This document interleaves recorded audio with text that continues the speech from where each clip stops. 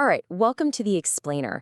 Today we're diving into something really interesting, a leaked document that lays out a pretty radical plan from Pauline Hanson, a plan to completely reshape Australia's multi-billion-dollar gas industry. So let's break it all down. So let's start with this quote right here. I want the people to be part owners in it. That single sentence from Pauline Hanson, that's really the heart of this whole leaked policy. We're talking about a move that could fundamentally change who profits from Australia's natural resources. It's this vision that really pits the idea of national ownership against big corporate interests. So you might be wondering, how did this pretty explosive plan even come out? Well, it wasn't some big press conference or a planned announcement. Nope, it was actually a security blunder. We're talking confidential party documents, including this whole gas plan just accidentally exposed to opposition MPs. Now, according to Hanson, this wasn't some kind of malicious leak. She's claiming it was a glitch, a vulnerability in the parliamentary IT system that basically left their files wide open for about an hour. She's called it, highly concerning, and it's gotten serious enough that she's now brought in the Australian Federal Police to investigate the whole thing. Okay, so let's get to the real meat of this leak, the plan itself. This is something Hanson believes could create a, get this, multi-trillion-dollar windfall for Australia.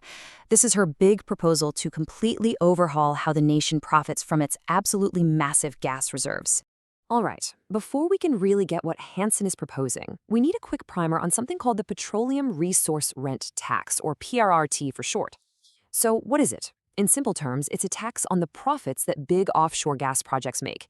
It's not a tax on the actual amount of gas they pull out of the ground, which is a really key distinction. And crucially, companies get to deduct these huge investment costs before they have to pay a cent of this tax, all thanks to these super generous rules called uplift factors. And the result of that? Well, it often means they pay very, very little tax for years on end. So you've got the current system, right? Tax on profits, lots of deductions. Hanson's plan? It just scraps that completely. Instead, she's proposing a direct royalty on all gas that gets extracted. And here's the real kicker. The government would take a 25 to 30% ownership stake in all new projects. The idea is to literally make the Australian people part owners. So what's her evidence that this could actually work? Well, she points to a small tweak that was made to the PRT a while back, something she campaigned on for years. And get this. That one minor change saw government revenue jump from just a few $100 million to $2.4 billion. So for Hanson, this is all the proof she needs. It's evidence that a full overhaul could deliver an absolutely massive payday for the whole nation. And this isn't just some abstract idea she cooked up. She's not just proposing a theoretical new tax. Hanson is actually pointing to a real-world example as her blueprint, a country that has, by all accounts, masterfully converted its own natural resources into just staggering national wealth.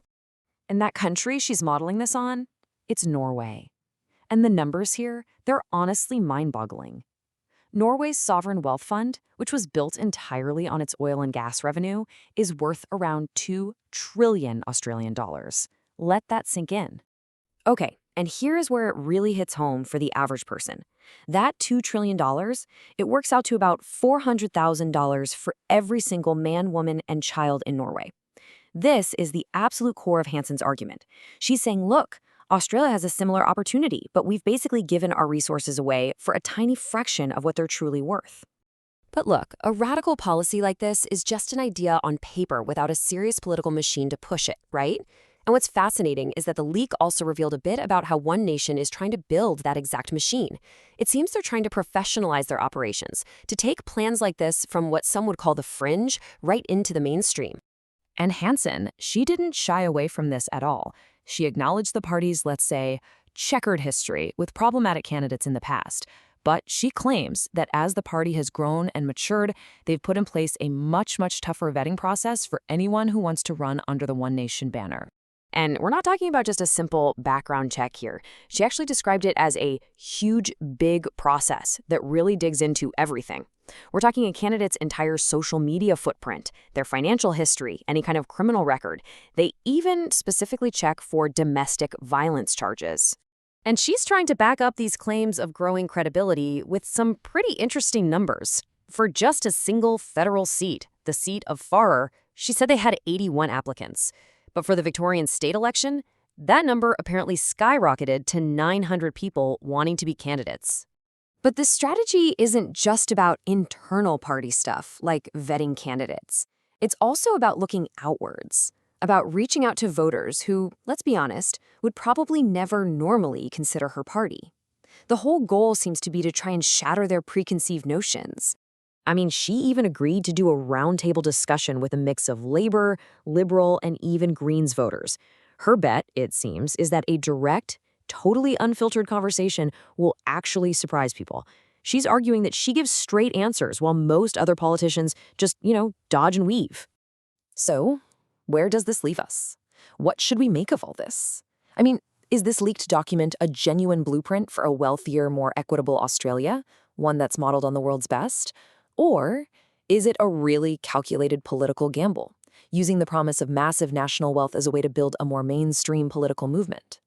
I guess you could say that's the multi-trillion-dollar question, isn't it?